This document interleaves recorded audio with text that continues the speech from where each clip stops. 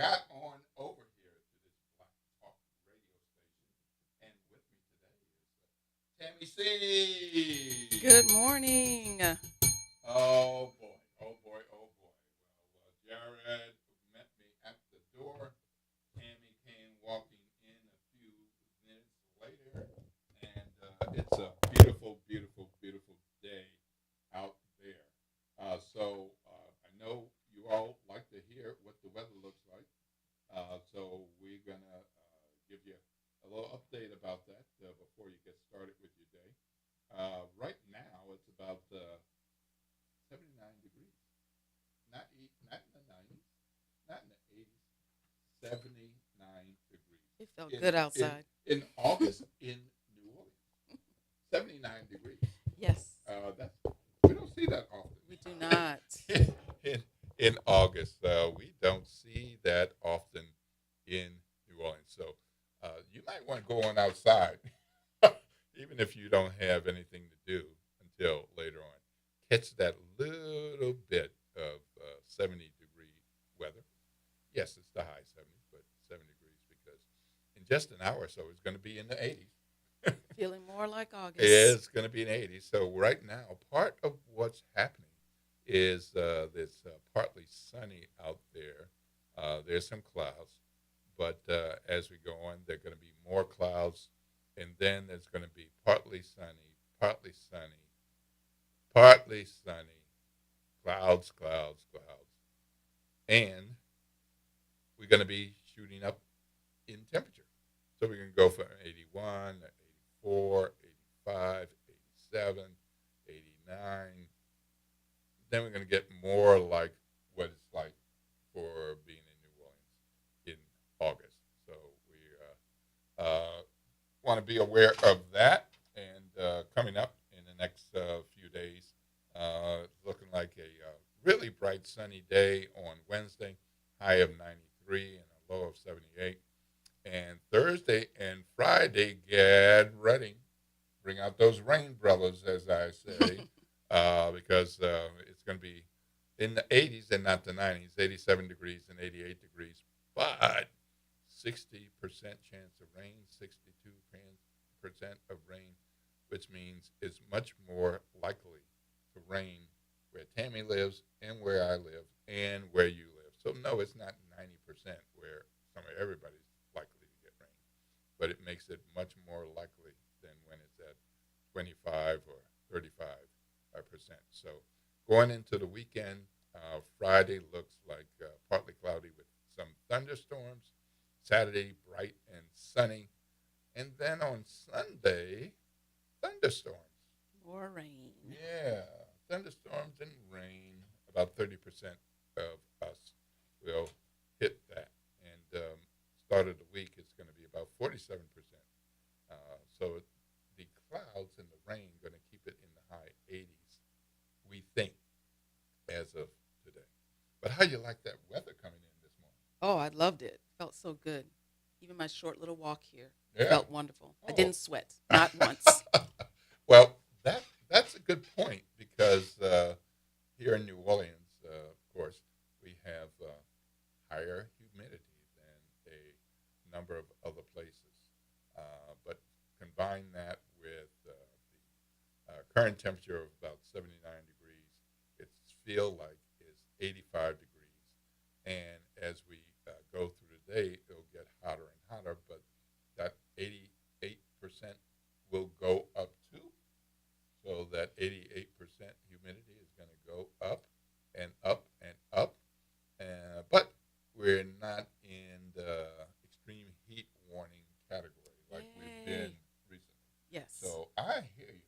You didn't sweat once Not once. because, boy, I tell you, just a few days ago, you just walk outside and you start sweating. Yes. Oh, my, my, my. And this is real. This is real. Yes. I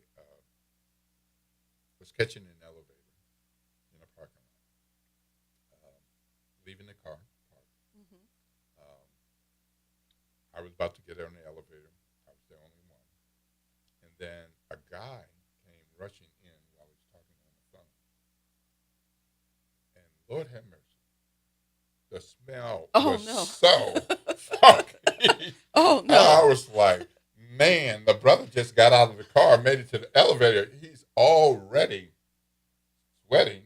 Like I could see the sweat on his face and his neck. Wow. And maybe he didn't wear deodorant that day Mhm. because it was not good. It was not good.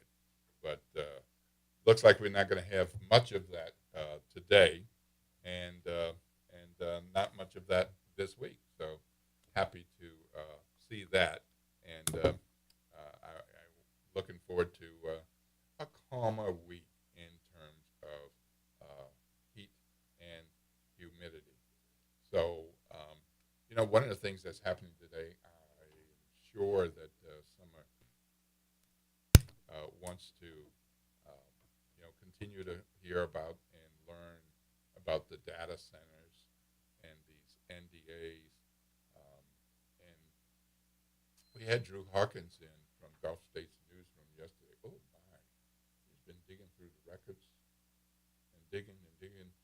And yesterday he told us quite a bit about how the NDAs for the data center in Richland Parish, there was not just the governor and the dozens of people in his office, but hundreds of state employees, Hundreds. yes, with NDAs.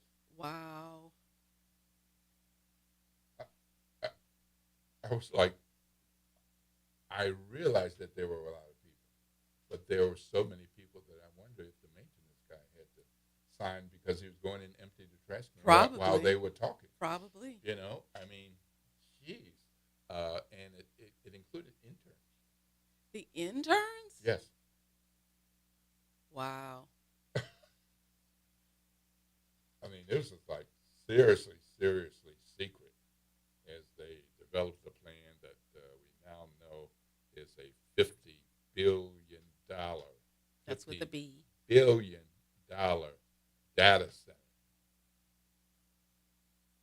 Now, I ain't mad about a $50 billion project if it's going to bring lots of jobs and all, but of course they are environmental considerations. And I say that in the context of what is happening today. So there's another patch of NDAs, and there's been pieces of information over the last several weeks that some kind of company dealing with lots of ground and lots of territory and lots of jobs was considering Louisiana. And then along the way seemed to be a aerospace company. Hmm. Now we already have NASA. Yes. We got Michoud.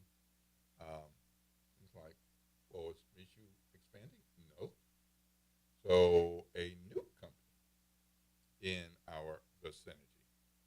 And along the way, no one would say the word SpaceX. But Oh. it started moving around that first it was like likely SpaceX. Mm. And then, they've been journalists, then it was sources confirmed that it is SpaceX. Meanwhile, the governor and his peeps were like, we can't talk about that. Of Wow. course they can't talk about it. They got an NDA. Okay? Exactly. Got an NDA. Well, today the governor is having a big, big announcement. And I saw the invitation to the event. Oh, you did. I did. It didn't say SpaceX. What did it say? A big announcement. We're going to have a big announcement. And it's big enough that the governor sent out invitations to hundreds of government officials. Wow. Now, that's a big announcement. That's a big announcement. You're invited. Yes, it might take you 6 hours to get here, 5 hours, 4 hours, but you might want to be here for a major, Mm. major, major project announcement. So that is being hosted in Abbeville, and the latest reporting says it's to announce a deal with Mr. Billionaire, one of the richest people in the world, Um, Elon I Musk. thought he was a trillionaire now. Oh, that's well, he hit it, then it dropped back. Oh, he dropped back. Okay, I Yeah, missed the right. dropping back. But I'm okay with being a I, billionaire instead of a trillionaire. So, yes. yeah, so the governor is expected to make that announcement at 11 a.m. And at this point, there's no indication that Mr. Musk will be there. I'm willing to place a bet with no money attached that Mr. Musk is so egotistical. Why would he miss $1 billion project announcement? Yeah, I'm sure he'll Even be if he here. shows up late. Yes, I'm sure he'll be here. I just can't imagine because he has flown into Louisiana recently and on his private jet. And because there are some good reporters at the Times Picayune where I work and elsewhere, people were able to know that he had flown in or someone connected to him because his private jet, all jets and airplanes have to have a flight plan. And so if you have the tail numbers, you can look it up and see on any day where they might be going or that it's just sitting at whichever airport. That's really cool. I So, love that. Can't so sneak into here. yeah. So the what's about to be announced is in Vermilion Parish. Some of y'all have been over there. Yes, there are things south of New Orleans in Yeah, I've Louisiana. never been there. Yeah, and Abbeville is the place. This is along the coast island of Pecan Island. Pecan Island to me. Pecan, yes. No pecan over here. Yeah, right. And but some people might have been to Pecan Island for a vacation, or maybe they have family there. Not big places down there, but sources confirmed with the Times Picayune Advocate that this is indeed what's about to happen. So spaceports generally launch rockets over water. Yes. Check. Hmm. If anything goes wrong, the debris falls into the water rather than on populated areas. That area has good sources of natural gas, which is essential for rocket fuel. Hmm. Check. And it's a good spot for launching rockets into a north-south or polar orbit, which, of course, of all places in the United States, there's just not a lot of those places. There are other places something like this could go, but it looks like that location is exactly the type of orbit that SpaceX or a company like SpaceX would want to use for satellites. And of course, that's another piece of the business that Elon Musk is in, Starlink satellites, Yes. for which Mhm. you have to pay money to be a part of. And the Hmm. better positioned the Starlink satellites are, the more you can provide your customers at a price. At a price, of course. So it sounds like check, check, check, check, check. And looks like it's coming here.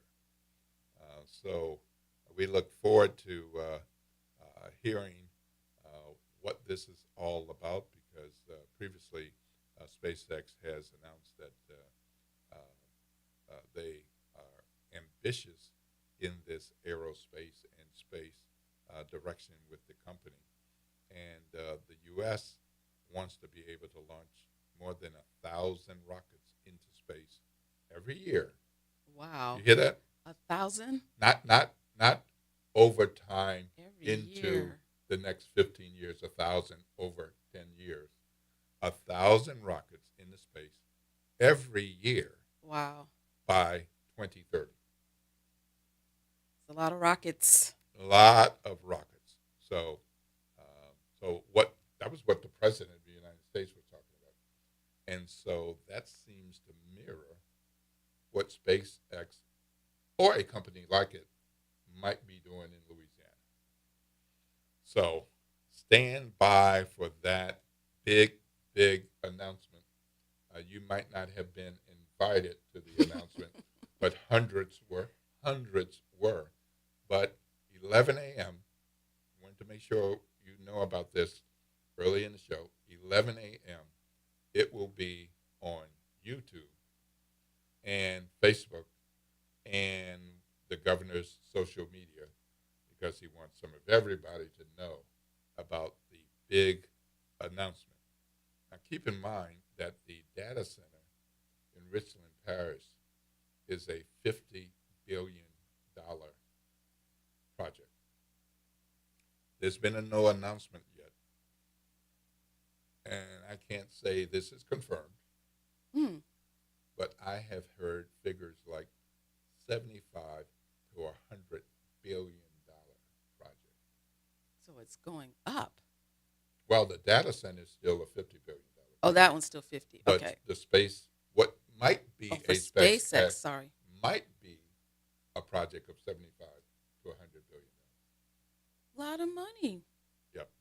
And just to add some possibilities of what this might be, I have heard from reliable sources that colleges and universities and trades in Louisiana have already pivoted to aerospace directed programs.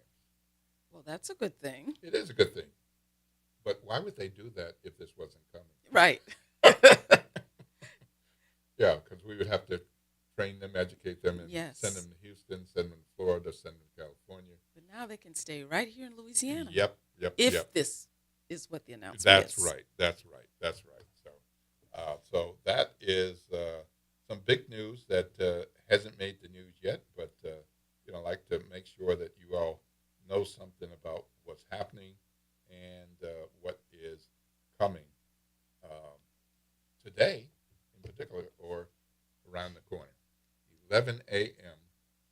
Tune in if you got the time to see what Governor Jeff Landry has to say about his big announcement. Big announcement. It'd be interesting to see how many of the hundreds actually show up. It would be interesting to see. And who Yeah, they are. right. And if that many people are invited, some people may not be interested, may not want to drive, but because who else might be there, they'll probably go. Yes. I've been trying to get you on the phone. Oh, if I was invited, I'd show up. Yeah. I wish I could be there, but I didn't get an invite. No, I didn't get one I either. just saw. I saw the media announcement, Hmm. and again, it did not say anything about SpaceX. So we're going to see.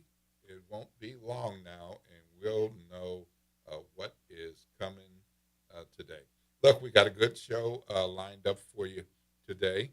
So we're going to be hearing from Yasmin Blake, filmmaker and founder of Next Chapter Media. She's going to talk with us about a community screening of Together in the Eye. So this is a director debut by this New Orleans journalist and filmmaker. So this is something that you can consider, but we'll find out more about that. And we're going to hear from Times-Picayune, NOLA.com reporter Tyler Bridges. He's been here before. You've heard him before. But this time he's going to tell us what things look like in Richland Parish and neighboring communities. Because he spent a few days there and looking at the impact of the data center on that area. Read his story. Amazing what's happening. And prices are going up. Businesses are getting more business. New businesses are popping up. So we're going to hear about that. And we're also going to hear from Nicolia Stevens. She's going to be talking to us about the Remembrance Collection. So stay tuned to WBOK. It's 7:21 a.m. If you got to be somewhere, 7:30. only got 9 minutes, so hopefully it's not a 10 to 15-minute ride. And, of course, kiddos and babies are on their way to school. Some of them have arrived, and some of them have not. So please, please, please, as you head out, make sure that you're driving safely. Watch out for yourself. No makeup or mustache trimming in the car, please. Please don't do that. Please take care of that at home. And keep your eye on the road, and keep your eye for those who might be walking, cars that might be changing lanes. Watch out for the crazy drivers. I know you're not one of them, and I don't want you to be. So let's not hear about any accidents, and certainly not any injuries. All right? We're going to go to break, and when we come back, we'll be talking with Yasmin.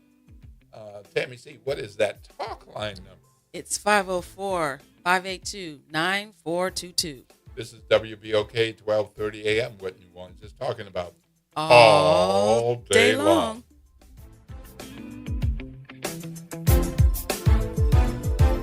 Good Tuesday morning, everyone. I'm Elizabeth Kubel with a look at some headlines for you today.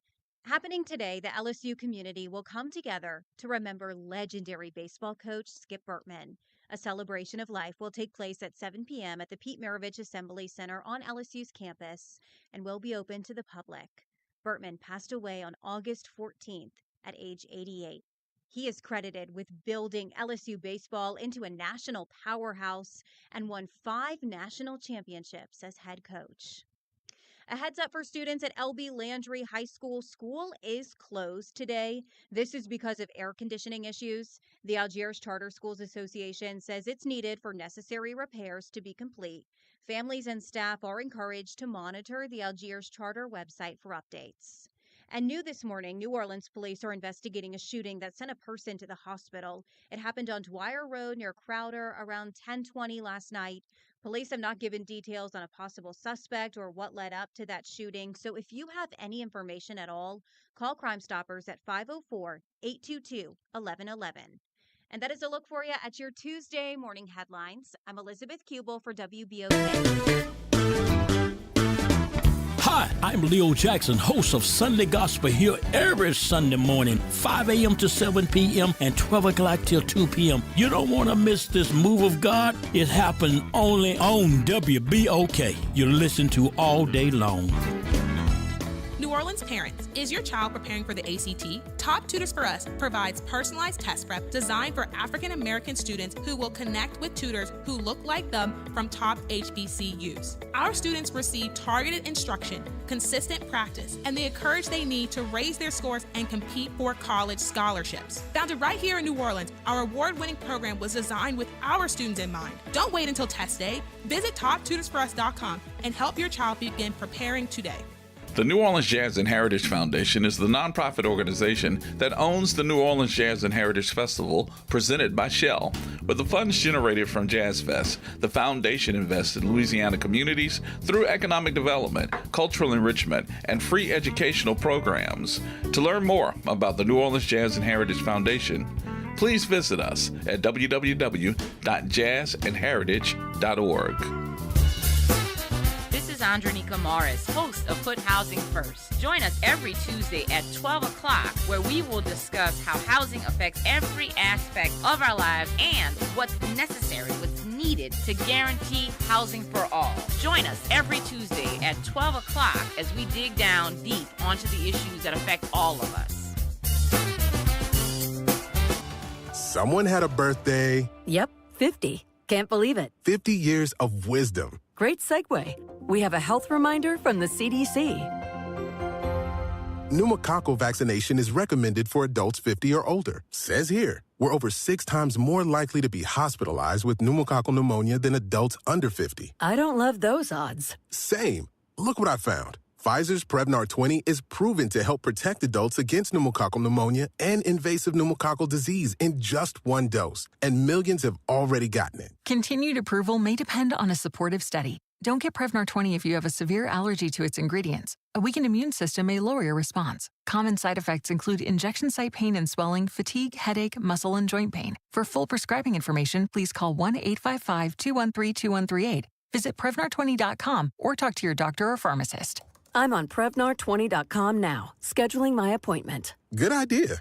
and happy 50th. Wake up and join us on the Good Morning Show every first and third Friday at 8 a.m. to hear our friends at New Orleans & Company, the official destination sales and marketing organization for New Orleans and a driving force behind our city's cultural economy. Learn more at www.neworleans.com. This is your news update for WBOK from WDSU. For all your news and weather, watch WDSU News, New Orleans' leader in live, local, late-breaking news. Today at noon and 4 p.m. Today is a WDSU first warning weather impact day due to heat and storms. Today's storms will be spotty, but could contain quite a bit of lightning.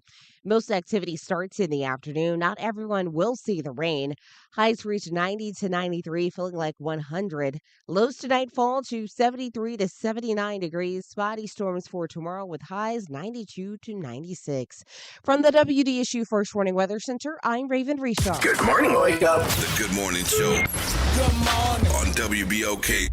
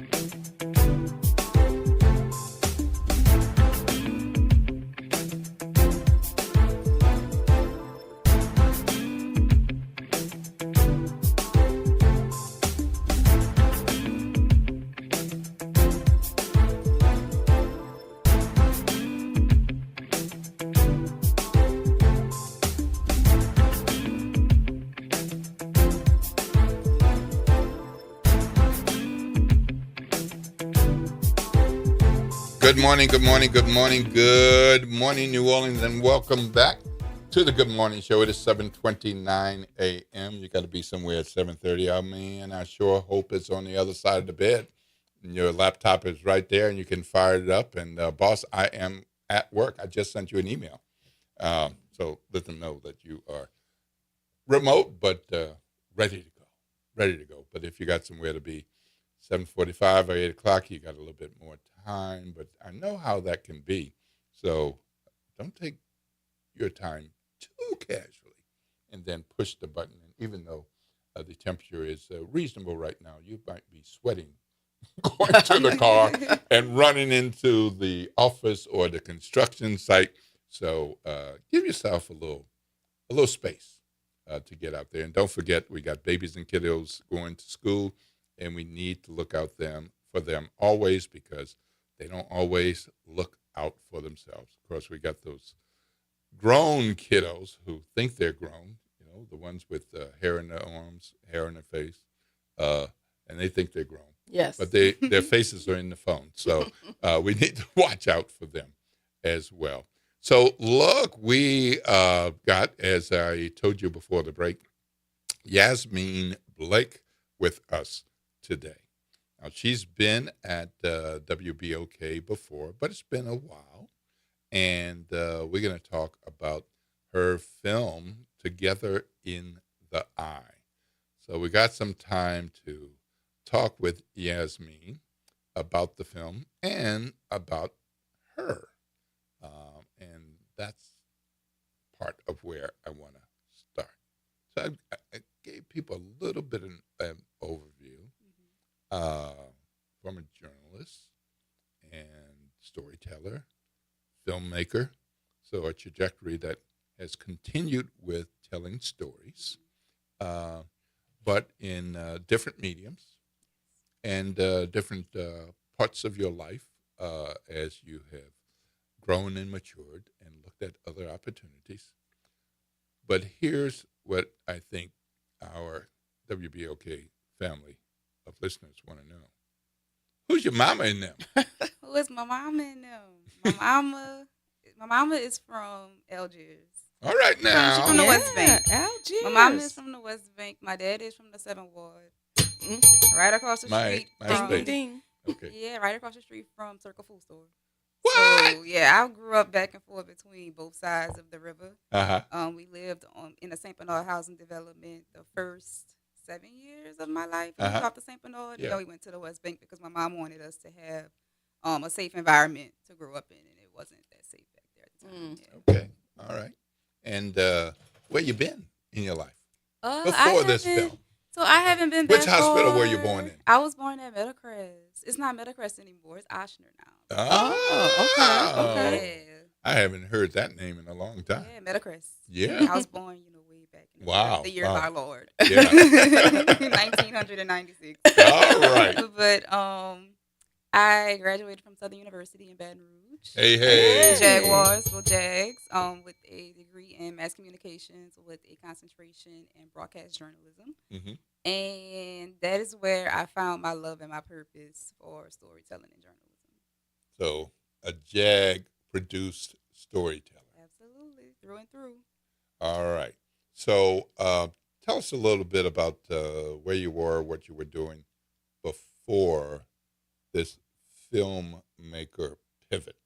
So I started out at WWL during the pandemic as a weekend editor. And during my time there, I was able to move up constantly throughout a matter of, I think, 2 years. And I went from a weekend editor to a full-time editor. And then I moved more towards photojournalism and reporting.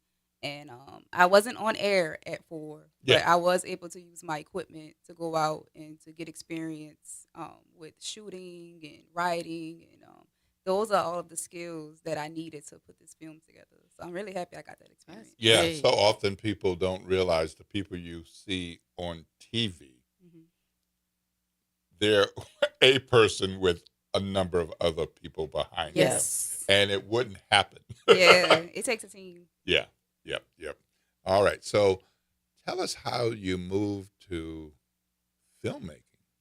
So a newsroom, day to day, everything's happening. This breaking news, got to do this. We're trying to do this longer story, but something comes up, and we're going to find a day to do it. But filmmaking's a different pace. Yes. So I would say watching the sweeps pieces that I would watch the reporters and the anchors do at 4 really sparked that bug in me, because when you're working in news, you only get an hour and 20 minutes per package, and it's like get it in, get it out real quick. But I really enjoyed those sweeps pieces that they would do because it was investigative. It had more information in it, and I knew how to do the editing. I never edited a sweeps piece, but I'm like, it has to be similar to editing a package, just longer, obviously. And so watching them create those pieces is what sparked that bug in me. And I don't know where I found audacity, but I said I'm going to edit a 48-minute documentary. And I learned that it is not the same as editing a 1-minute package. So Tammy has a question, but before we do, tell our audience what a sweep is. Sweeps piece is a feature length, and I would consider it a mini documentary that airs on the news stations, and it can discuss a plethora of topics. I know one of them that stood out to me the most, that inspired me, was a piece that Sharice Gibson did called "Following the Lines," I believe, on Channel 4, and it discussed gentrification in the city following the storm, and it was lengthy. And so those are the pieces that you can sit with. I like long form content. I know we're in a generation where, we want quick, people's attention spans aren't, the best. And so pieces like that you can sit with, and it leaves a lasting impact on you. And you can learn something from it, and it makes you think, and it makes you feel. And so that's what inspired me to make this film. Yeah, so sweeps are something that TV stations pay more attention to. They pay attention to their daily work, but in February, May, July, and November, you kind of see enhanced journalism. Yeah, yeah, and I love pay it. More attention. I love it. And their audience numbers that they care deeply about, because they got to live for it for the next quarter or so. And so they want those numbers to go up. And so they pay more attention to that. Tammy? Well, I'm interested. You said you were born in 1996. So I'm interested in hearing your Katrina story. Where were you? What happened So during we that were time? already on the West Bank. We moved to the West Bank in 2004. So we were out of the project at that point. We were not around water. And so my mama, she thought we were going to, she felt like we can ride it out. Like if you look at the film, you'll see in it that people said, well, we just thought it was going to be another storm. So we didn't plan on leaving. At some point, I think my mama got a little scared. I would say that Friday night before the storm hit, and she tried to leave, but our car wouldn't start up. Oh no. Yeah, so at that point, it was like, okay, yeah, we have to stay. We won't be able to leave, and so we thought about riding it out in the Superdome, but her best friend wanted her to go to the Superdome. And she was like, no, we're not going to the Superdome. We rode the storm out in Algiers, and we were in our house for about 4 days following the storm in the dark. Oh no. You know, the water, eventually they cut the water off, and we were running out of food. And so I remember the National Guard or someone in the military, they came around the neighborhood telling us that we had to leave. And that forced us under the itinerary. And we were out there for 3 nights. 3 nights? 3 nights. And then we evacuated for another 2 weeks. So it was a journey. Where did you evacuate to? We went to Texas. We were at a camp in Texas, in Katy, Texas. I can't remember the name of it, but we were there, and they were giving out shots, and they had us in like little camps.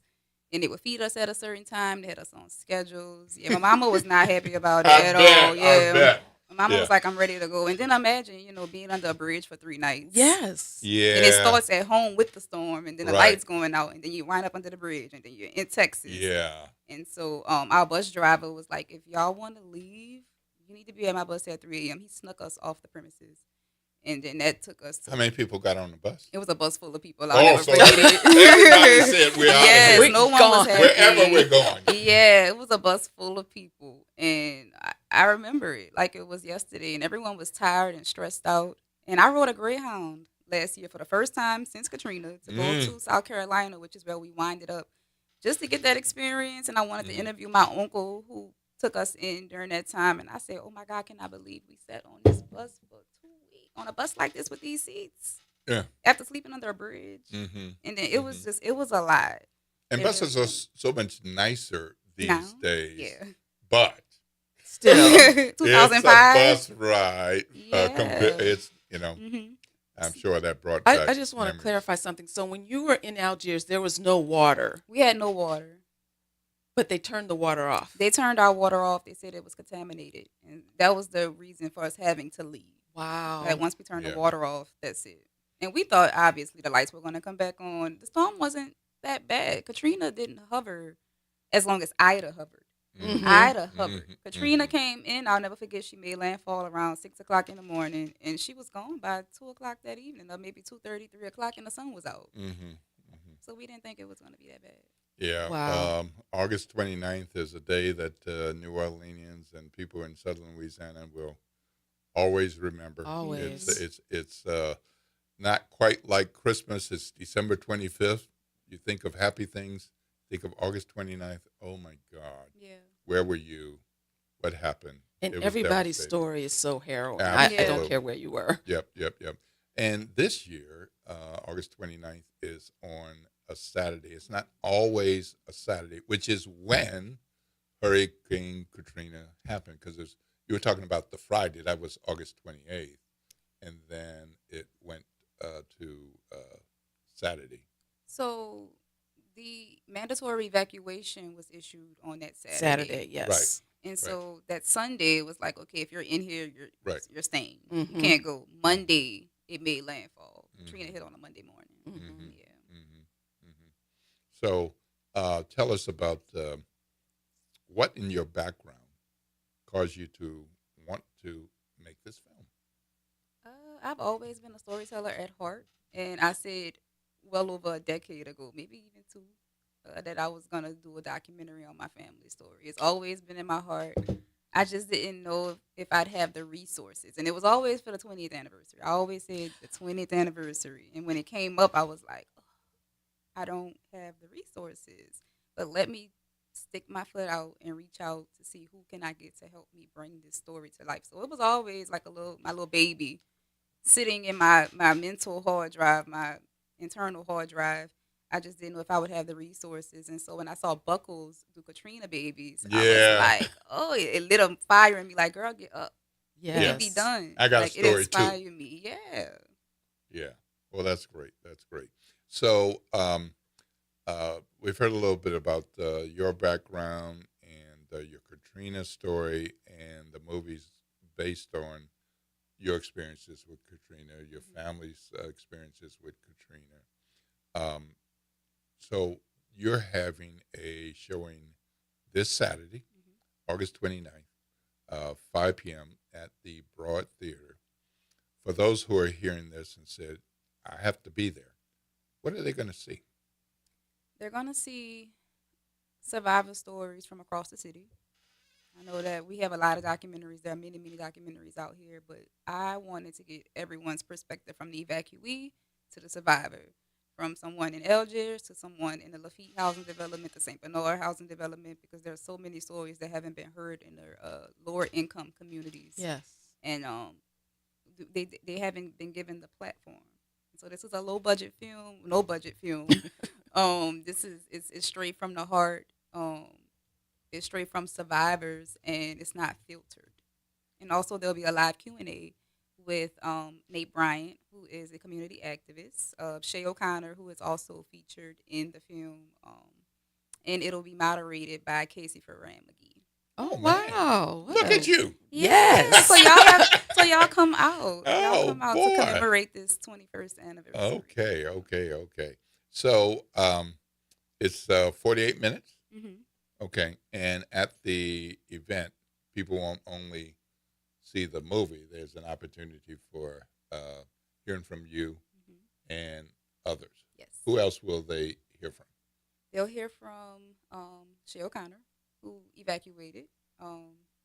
They'll hear from Nate Bryant, myself as well.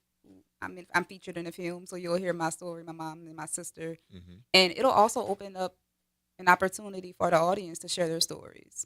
And I want to hear from the people. I want to use this as an opportunity for us to come together as survivors, as those who left the city but still had family who were left behind. I want this to be an open discussion to talk about what happened and to make sure we never forget, because we're telling the stories the way that history books couldn't.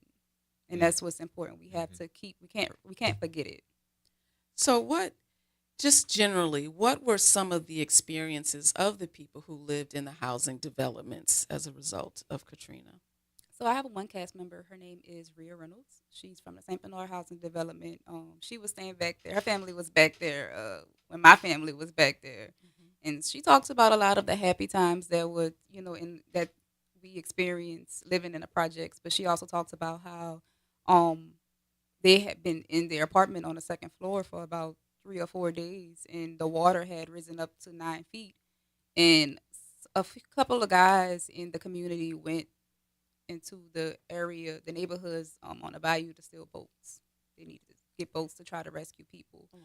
And one of the boats came through one of the courtyards, and they were trying to get people to get on the boat. And there were kids on the boat, there were mothers on the boat, and there was one lady. She would not get in the boat, and they had to convince her, and she said, I'm going to be the feather to sink the ship.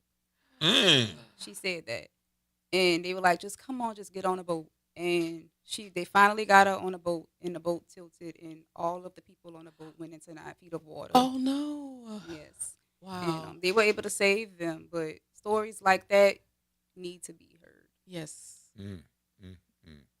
All right. Wow. Well, we're going to have to go to break, and we appreciate you coming in. Quite a story, just telling us about how you got to this point. Yes. And we're just starting. Yeah. So that's what I want to know. And so your company is New Chapter Media. I want to know if I'm saying it right. Next Chapter. And Next Chapter. Yes. Next Chapter. I decided to name it Next Chapter because this is the next chapter of my career. Okay. I've gone from news. All right. I've done local government communications, and now I'm going into film. Okay. So then, your company name is Next Chapter Media. But you spelled chapter a different way. Yeah. Why? I wanted it to, be a play on the I. I wanted people to look at it and be like, okay, this is a little different. Let's swap out the A with a B. Oh. Well, you grabbed Just my a- attention. yes. It was like, is this a typo? I want you to look at it twice. Okay. I want love you to it. look at it twice. Okay. All right. Okay.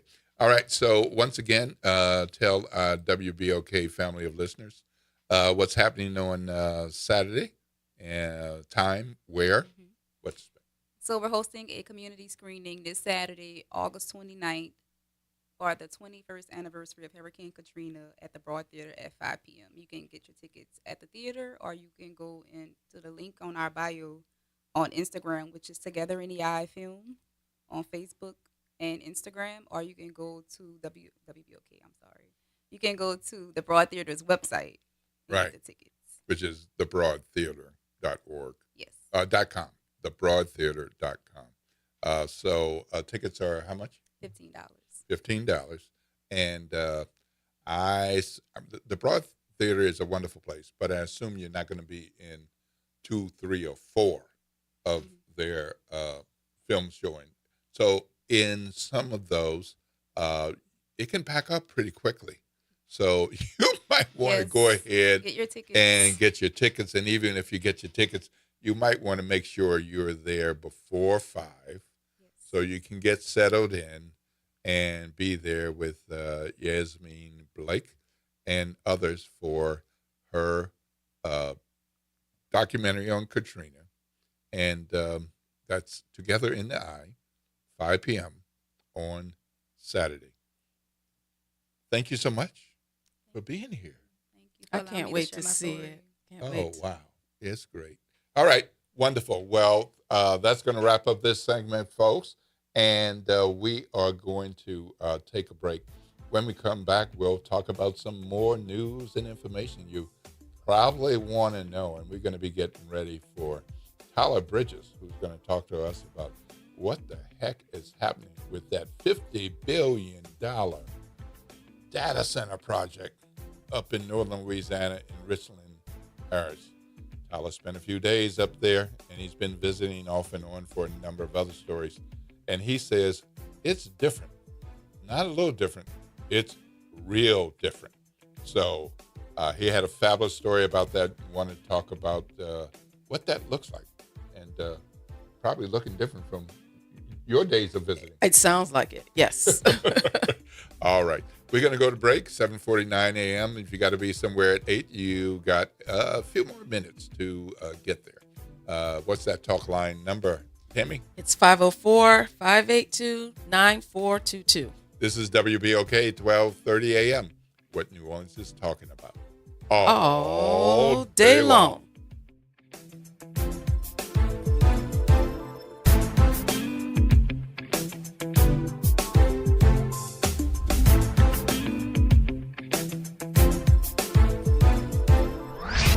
Hey, this is Dave Poston. Be sure to listen to WBOK 12:30 a.m. every Saturday morning at 10 a.m. and Sunday evening at 5 p.m., bringing you the best Southern Soul barroom music with the Southern Soul Weekend Party Mix, hosted by me, of course. I'll be playing your favorite Southern Soul music by artists from all over the South, right here on WBOK 12:30 a.m. or online at WBOK1230.com. The station you listen to longer.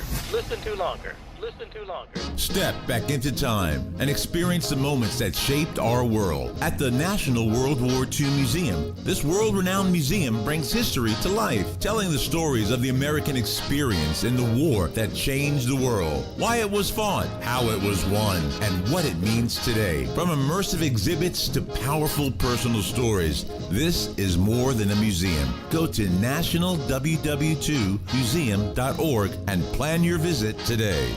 This is The Law in Your Legacy. I'm attorney Pete Hamilton. I'm attorney Ryan Hamilton. Losing a loved one is tough enough. Do you really want your family dealing with court battles and paperwork on top of it? Whether you choose a will or a trust, think ahead. Take care of your family. Let them focus on healing instead of headaches. This is not legal advice. That's just a tip brought to you by Liberty Bank and Trust. For more information, go to libertybank.net or contact us at 504-915-5016. Hey, New Orleans, it's Doc Griggs. I'm back here at WBOK. Join us on Thursdays from 12 to 1 p.m. for Doc Talk and Get Checked, Get Fit, Get Moving, where you'll learn everything to keep you and your family healthy. Doc Talking here on WBOK, 12:30 a.m. It's a new day at WBOK. Good morning, wake up. The Good Morning Show. Good morning. On WBOK.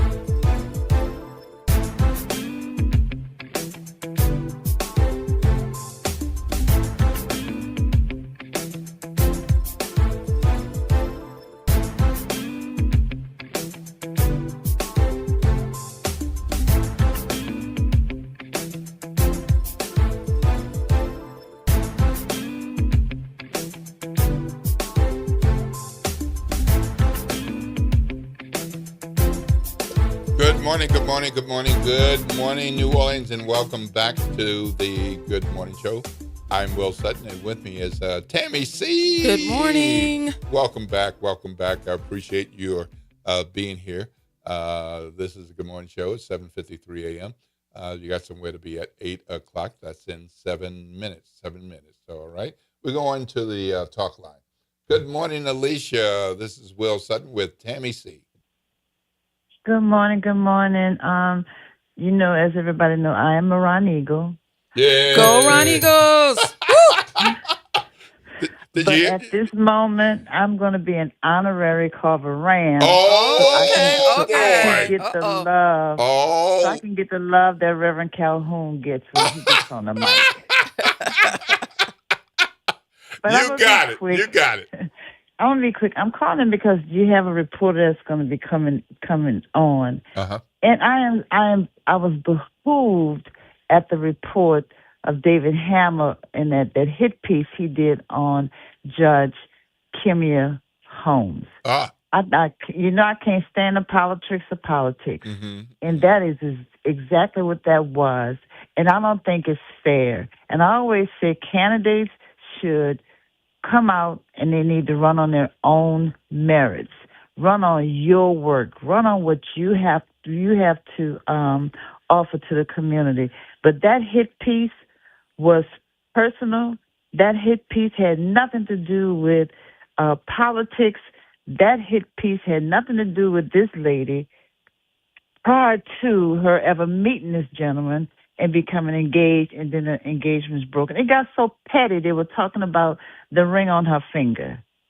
Who knows if that ring was still the engagement ring that she got from the young man?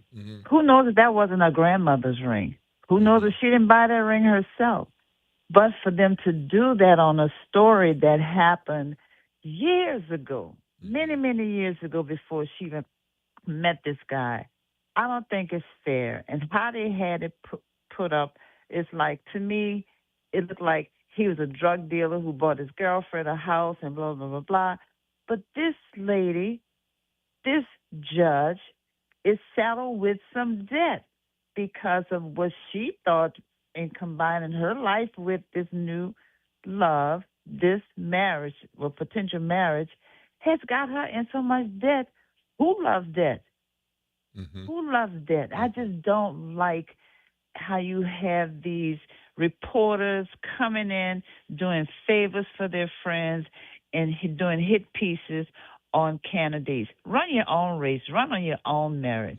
Do that, and not go after people like that. And to me, it just shows a continuation of Governor Jeff Landry, who's trying to get rid of our black judges. And it's going to be unfortunate, and we're going to be losing a judge like John Fuller because of this foolishness. Y'all open your eyes, wake up, find out what's real and don't go for the okie doke. Thank y'all for letting this Carver Ram honorary have a few seconds. You got it. You got it. Feel free to call again. Certainly want to give you time to talk on the Good Morning Show. I know the story that you're talking about. And Lord's blessings, Alicia. Have a great day. So this was a report by David Hammer about Judge Kimba Holmes, who had a fiance who was seemingly treating the love of his life like a queen, and bought a house valued at about $765,000. Wow! In English terms, and as the property transfer was occurring, the feds charged that then fiance with fraud. And it seems, based on what I've read and seen, that she didn't know about this. So I think Alicia's point is she didn't do this. Right. And she's saddled with debt. So why focus on the judge in this situation who wasn't responsible for the fraud? I think that's Alicia's point. Yes. And I get that. Mm-hmm. So anyway, let's take another call before we go to break.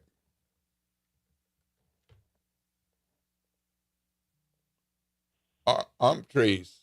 How y'all doing this morning? You're on with Will Sutton and Tammy C. I have a new tactic I do when I see people trying to do hit pieces. We're still talking about with. I'm a fellow Ram. I'm an honorary Ram today too. You know, I love the Rams, honorary Rams. Y'all are I am actually a Ryan Eagle too, but you know. Well, there we go. But if I got to be a Ram to get some love, you know, okay. Go ahead. But listen, first off, Judge Kim already was living back there before the love of her life bought the house. So she didn't, anyway, that's neither here nor there. But my new tactic has been, since we have this new felon in office, if I go and see that you're doing a hit piece on somebody or a piece about somebody breaking the law, and then I don't see any articles about the felon in chief, then I already know where you're coming from, because if we're not going to keep it across the board, then I'm not going to pay attention to you. Long as we got that felon in office, somebody that's not holding him accountable can't tell me nothing about nobody else. And that's just unreal. You know, well, you got a point. There's been coverage of his crimes and his sexual intimate misbehavior, and 34 indictments. 34. Yes. And even currently, the things he's doing to make money in regards to the ballroom, the way they say his son has made this amount of money. I mean, his almost teenage son has made money being in boarding school. Like, if you're not doing hit piece after hit piece on the felon in chief, you can't write me nothing about nobody, because nobody that you're writing about has done any of the crimes he is convicted of. So if we're not keeping it across the board, you can't say that's how I am now. Like, I even go look. I said, let me see. Oh, you ain't say nothing about that? You can't tell me nothing about that. All right. Nope. Okay. All right. I hear you. Lord's blessings, I'm Trees, and have a great day. You say nothing about that? You can't tell me nothing about that. I got you. Have a good day. All right. We're going to have to squeeze in one more, Jared. No? Okay. Nope. We can't. So hold on or call back, because we got to go to our break. It is 8:01. I'm Will Sutton here with Tammy C. And Tammy, what is that talk line number? It's 504-582-9422. This is WBOK 1230 AM, what New Orleans is talking about all day long. WBOK New Orleans, home of the Good Morning Show, 7 to 9 a.m. weekdays. I'm Bree Wood with BIN News Now. Sean Grayson, the former Illinois Sheriff's deputy convicted of fatally shooting Sonia Massey in her home, has died while serving a 20-year prison sentence. I rebuke you in the name of Jesus. You better not. I swear to God, I'll shoot you in your face. Grayson's attorney announced on Sunday that he had been battling colon cancer and was previously denied medical release. Harvard University has agreed to pay $53 million to settle a lawsuit involving families whose loved ones donated their bodies to medical research. The case stems from Black former morgue manager Cedric Lodge, who admitted to stealing and selling body parts, prompting accusations that the university failed to safeguard donated remains. And 20 people were released from the Dane County Jail in Madison, Wisconsin after activist groups posted bail for protesters arrested during demonstrations over police violence and the police shooting of Corey Ruiz. Get BIN News Now on demand 24/7 on the iHeartRadio app. Good morning, wake up. The Good Morning Show. Good morning. On WBOK.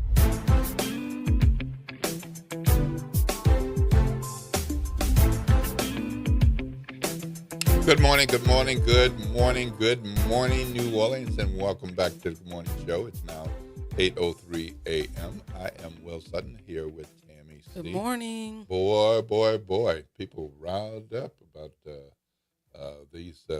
this hit piece, as they called it, Alicia called it, and about doing a story like that, but not continuing to cover the president for his misdeeds and crimes.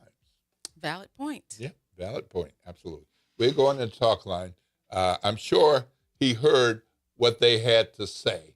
So, Reverend Calhoun, welcome to the Good Morning Show once again. You're on with Will Sutton and Tammy C. Good morning to all. The Ram Nation has love for everybody. All I got to get is Alicia and the lady to sign the non-disclosure.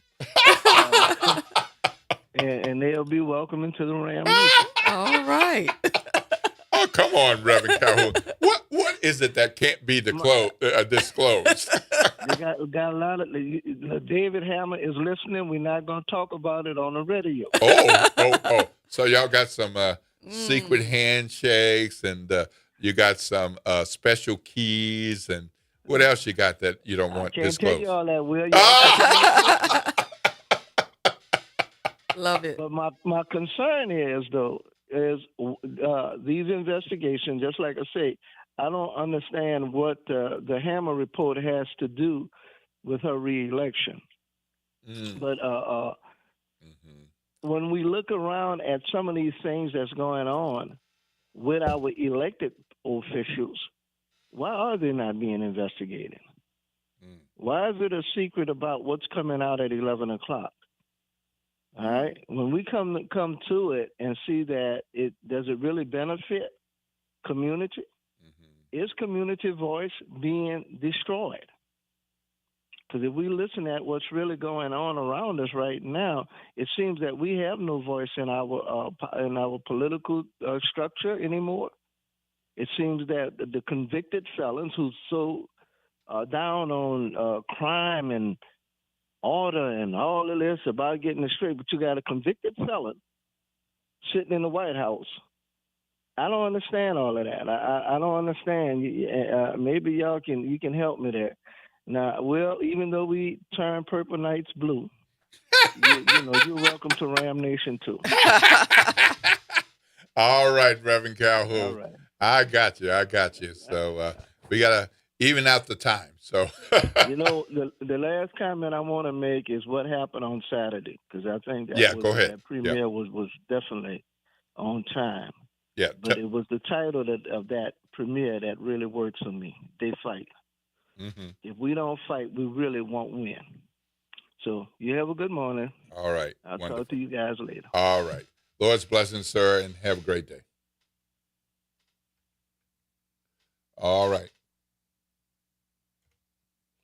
Thank you, Reverend Calhoun. This is Will Sutton with Tammy C. And as promised before the break, we're jumping into a conversation with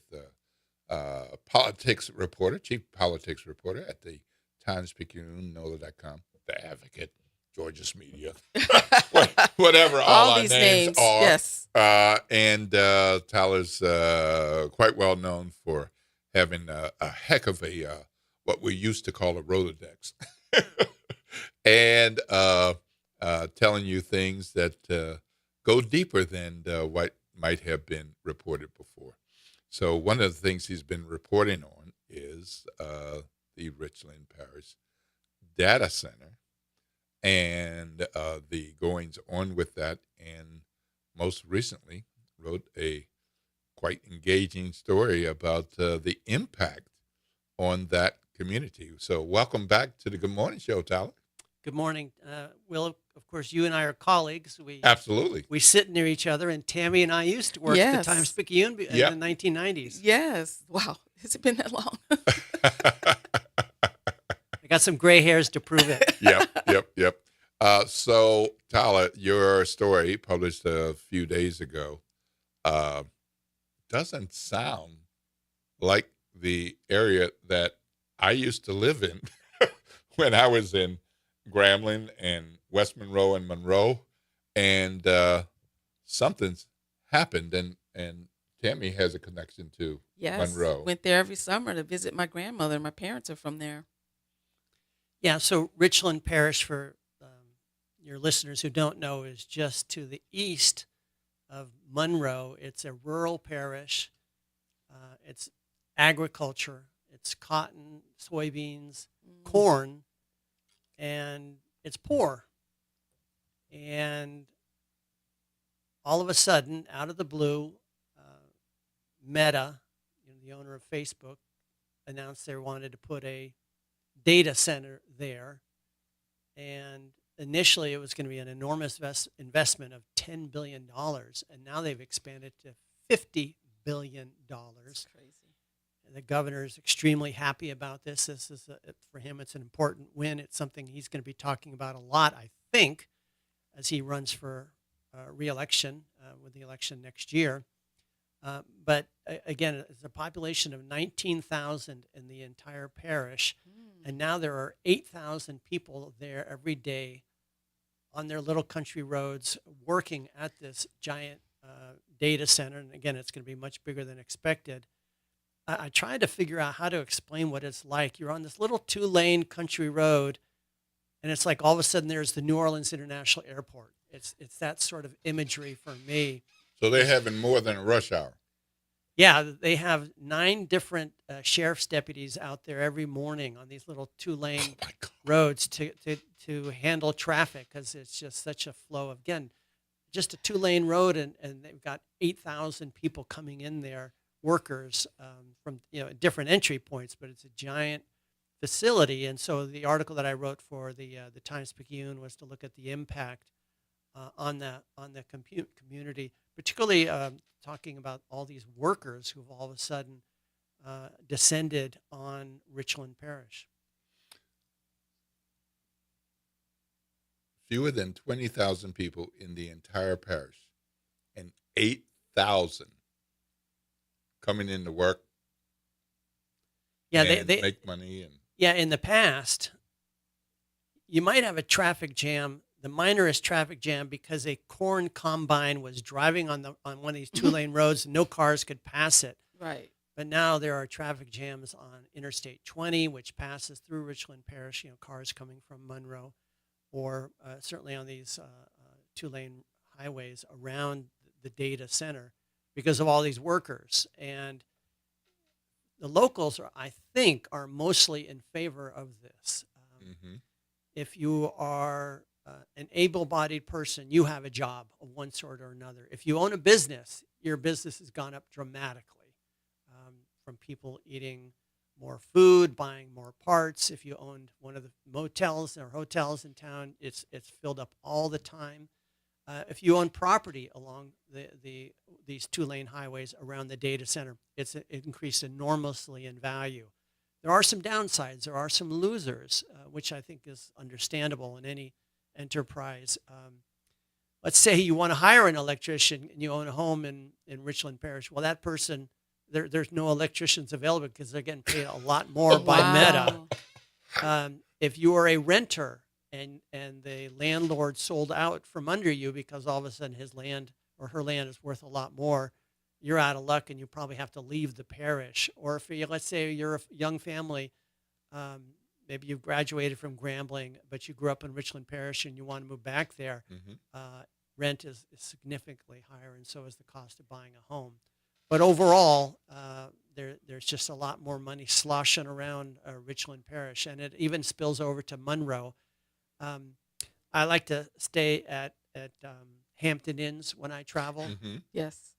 So I thought, well, that's what I'll do. I'll charge John George as the owner for me to stay at the Hampton Inn in Monroe until I looked at the price. $380 a night. That's crazy. Wait a minute. We've stayed at that Hampton Inn. One night. $380 for one night. And this was on a weekday, wasn't it? Yeah, in Monroe. That's crazy. Oh, Lord. Well, one of the things you reported was why so many people have gone to work over there. And you reported that some of these folks are making 1.5 to 2 times more than wherever else they were working. That's a powerful draw. That is a draw. It's a powerful draw, and but it means that the people there, the workers, don't live in the best of circumstances.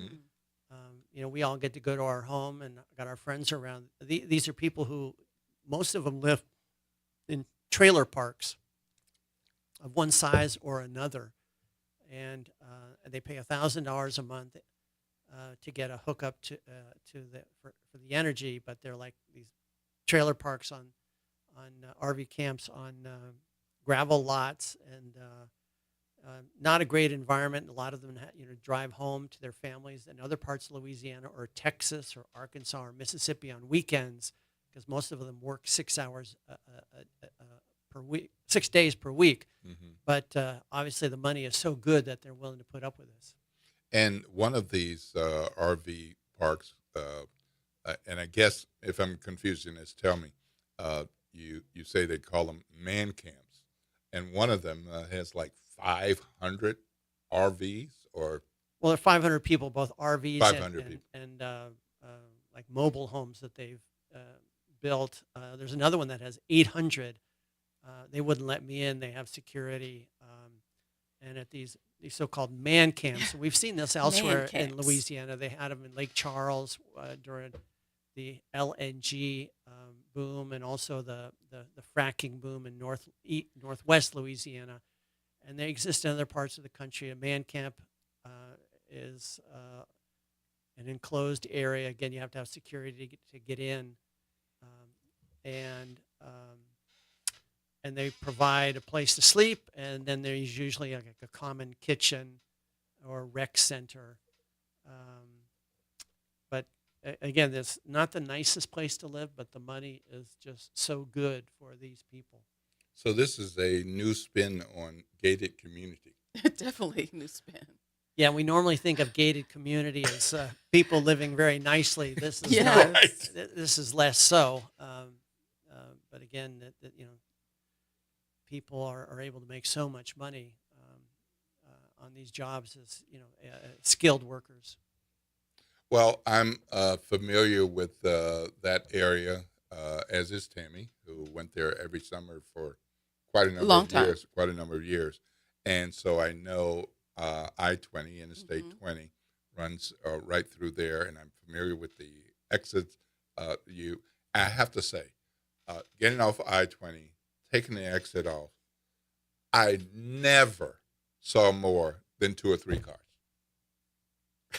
Yeah. I mean, it wasn't like a high traffic exit. There are other exits along the way where there are going to be a number of cars, and then sometimes a whole line of cars taking the exit.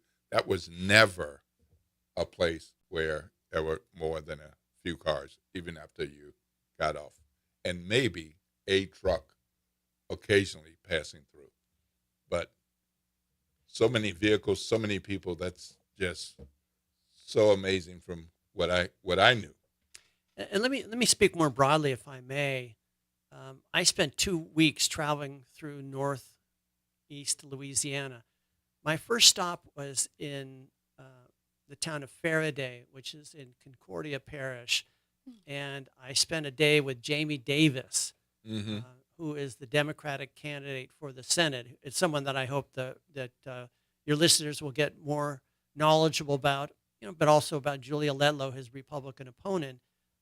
But I had written stories, Will and Tammy, about Jamie Davis, the farmer, a black man, not many black farmers. Right.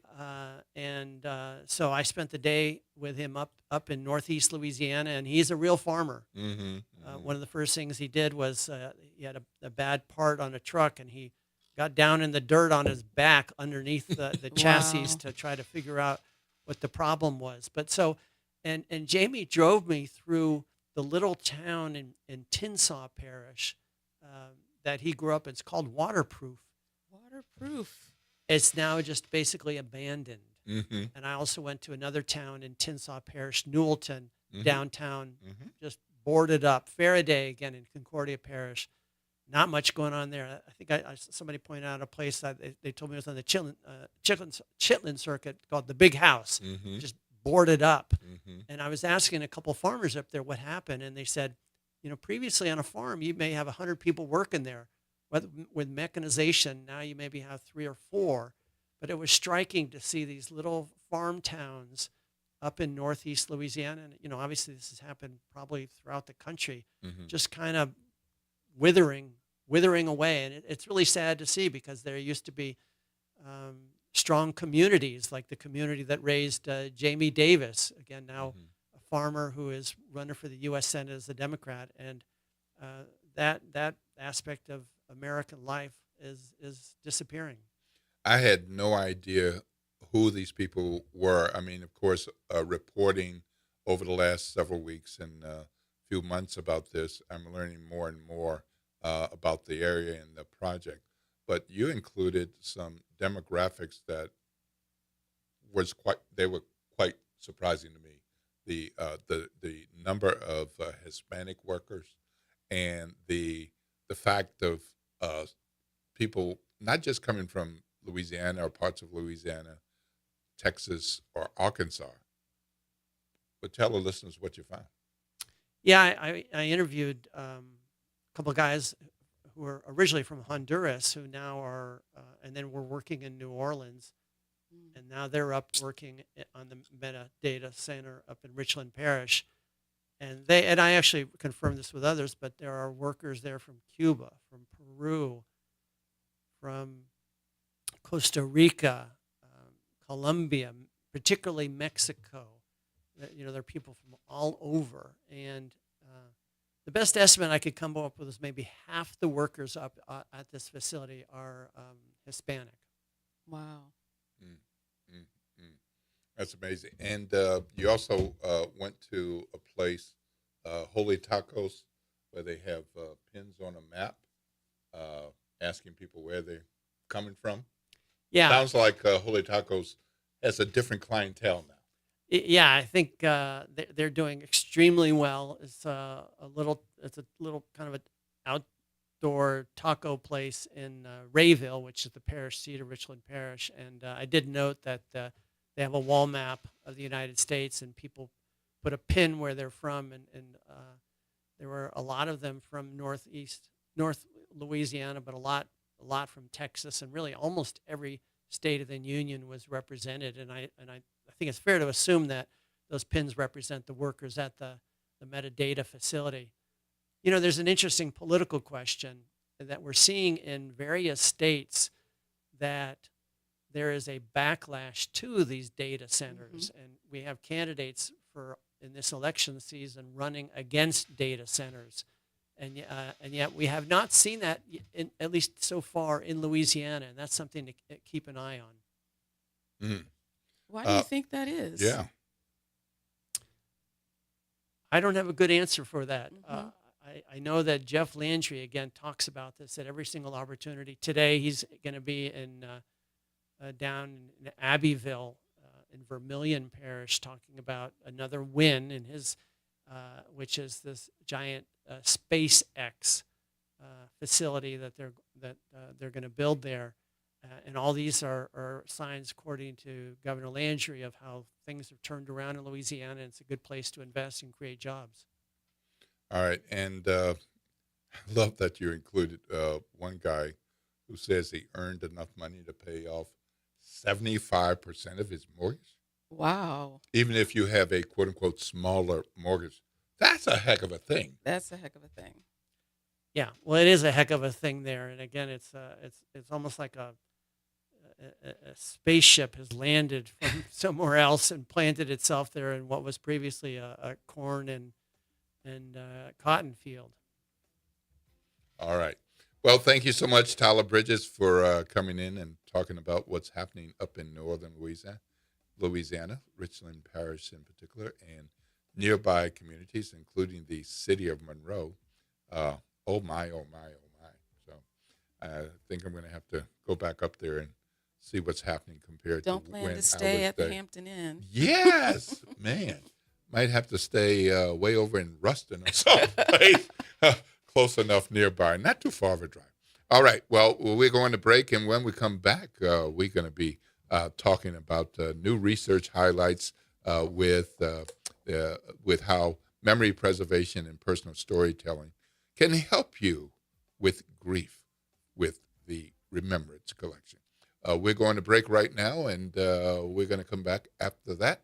This is WBOK 1230 AM, what New Orleans is talking about all day long.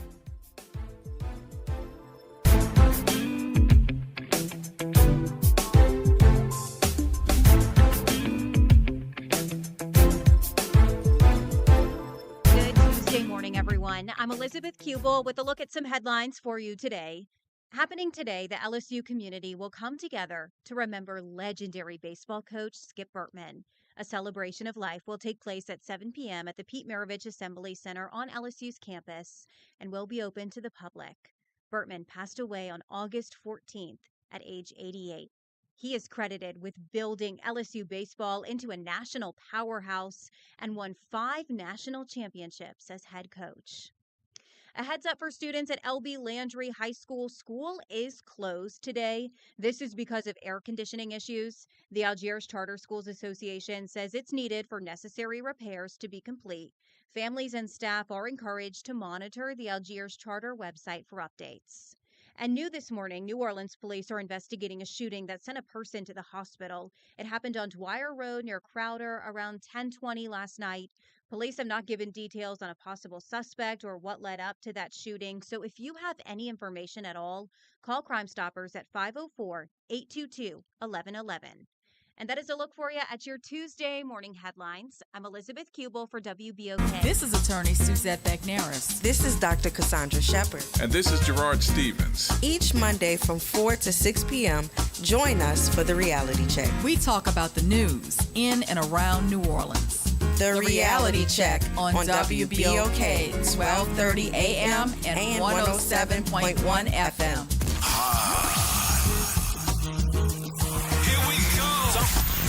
The Reality Check on WBOK 1230 AM. Climate Hope NOLA presents this month's climate keyword, adaptation. Climate adaptation means preparing our communities for stronger storms, hotter days, flooding, and rising water. That means planting trees, restoring wetlands, protecting homes, and helping families recover stronger after disasters. In New Orleans, resilience is part of who we are and how we survive. Learn more, stay informed, and take action with Climate Hope NOLA. Visit Team Hope NOLA on Instagram to learn more. Extended through Labor Day, Louisiana residents get half off general admission to the National World War II Museum. Take advantage of 50% off and beat the summer heat at New Orleans' #1 attraction. Don't wait. Plan your visit at nationalworldwar2museum.org. New Orleans is built to host, and at the New Orleans Ernest N. Memorial Convention Center, it is where big ideas, major events, and careers come together under one roof. As the 6th largest convention center in the country with a team recognized as a national top workplace, we are proud to power the events that keep our city moving forward. Our staff of more than 450 brings nearly 3,900 years of combined experience, an average of almost 9 years each. If you're looking for a robust benefits package, career stability, and opportunity, visit mccno.com to explore open positions today. Well, Saints of God, this is Pastor David Impartan Sr. coming to you over the airways of WBOK, your favorite host of Change Your Water, Change Your Mind. I want to invite you to our show every Saturday from 1 o'clock to 2 o'clock p.m. That's Change Your Water, Change Your Mind. I want you to invite your family and friends to a broadcast that's designed to change your life, the way you think, the way you act, and what you eat. We want you to tune in every Saturday at 1 o'clock, WBOK, 12:30 a.m. See you on Saturday. Wake up and join us on the Good Morning Show every first and third Friday at 8 a.m. to hear our friends at New Orleans & Company, the official destination sales and marketing organization for New Orleans and a driving force behind our city's cultural economy. Learn more at www.neworleans.com. This is your news update for WBOK from WDSU. For all your news and weather, watch WDSU News, New Orleans' leader in live, local, late-breaking news. Today at noon and 4 p.m. Today's a WDSU first warning weather impact day due to heat and storms. Today's storms will be spotty, but could contain quite a bit of lightning. Most activity starts in the afternoon. Not everyone will see the rain. Highs reach 90 to 93, feeling like 100. Lows tonight fall to 73 to 79 degrees. Spotty storms for tomorrow with highs 92 to 96. From the WDSU First Warning Weather Center, I'm Raven Reshaw. Good morning, wake up. The Good Morning Show. Good morning. On WBOK.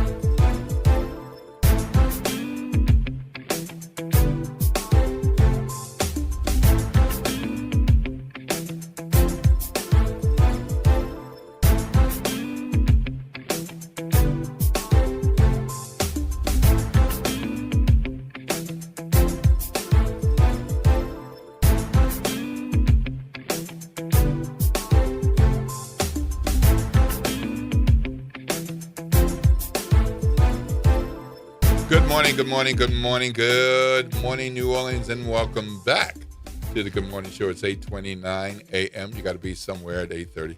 You got 1 minute to get there, so hopefully it's you're already there. You're walking in. You're close to your cubicle space, or if you're fortunate enough, your office. And maybe you've been sitting in the car at the construction site, and you just want to get in that last few minutes before going out in the heat and getting down to work.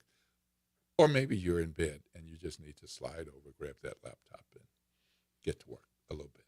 So whatever it is, just keep in mind that time. You got a little bit more time. You got to be there at 9. And don't forget our babies and kiddos still on the way to school. As promised before the break, we're jumping into conversation with Nicolia Stevens.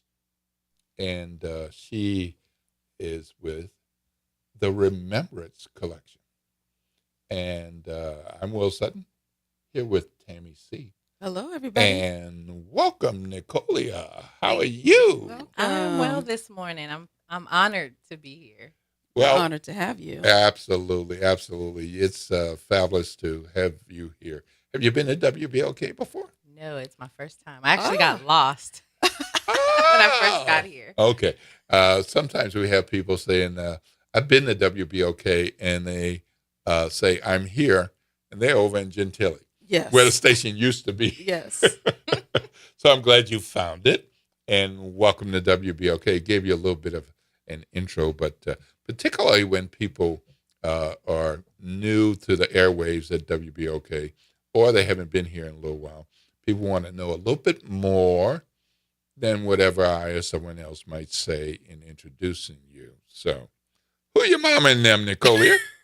Come on, tell us about your people. Where you from? Well, I'm originally from San Francisco, California. Ooh. However, I lived in Las Vegas for about 20 years. Whoa. And I just got here maybe just over a year ago. Oh, she's a newbie. Wow. All right. Well, welcome. Thank you for choosing us. San Francisco and Yes. Las Vegas? Ooh. Different. Very Yeah. different. Yep. Been to both of those places. Those two places are quite different. How'd you like San Francisco and how did you like Vegas? Well, San Francisco is home. So Mhm. whenever I'm home, that's comfort. It's familiarity. And then Vegas, I started my adult life, my adult chapter in Vegas.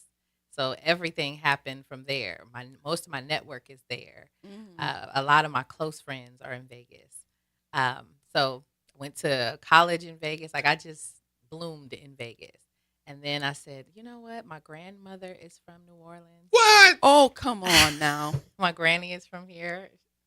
Yep. And so we have family. So my cousin, you probably interviewed her, Teresa Thomas. She owns Crazy Plant Bay. Oh, yeah.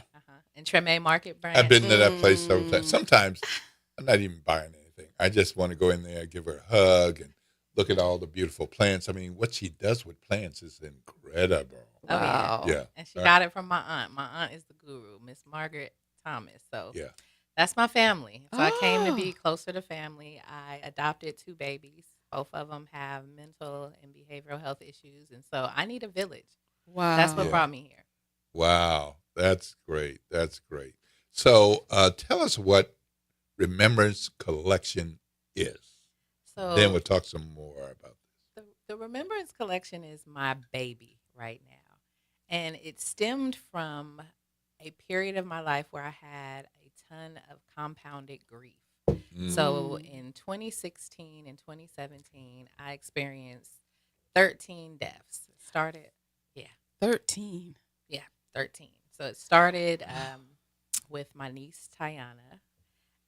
She was murdered. The following year, my grandmother passed. Then my husband was murdered the following month. Oh. And then my father passed away 2 weeks after that. And each month, it was someone close to me, a great-grandmother, a cousin, friends. I mean, you name it, it just was back to back. So I wasn't done processing or grieving one death before I had to hop into digesting the death of someone else. Yes. Whoa. That's hard. And so when you go through compounded grief and you don't get that opportunity to truly process, you become numb. You start to experience anxiety. And I have one cousin, every time she called, it was like she was the bearer of bad news. And so I became numb, but eventually I learned how to cope. So coping is important in this business.